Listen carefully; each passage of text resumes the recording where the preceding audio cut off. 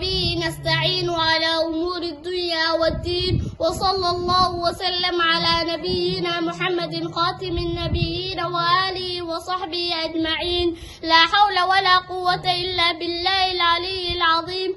أما بعد، الحديث الأول عن عمر بن الخطاب رضي الله عنه قال: سمعت رسول الله صلى الله عليه وسلم يقول: إنما الأعمال بالنيات وإنما لكل امرئ ما نوى، فمن كانت هجرته إلى الله ورسوله فهجرته إلى الله ورسوله، ومن كانت هجرته للدنيا يصيبها أو امرأة ينكحها فهجرته إلى ما هاجر إليه. متفق عليه.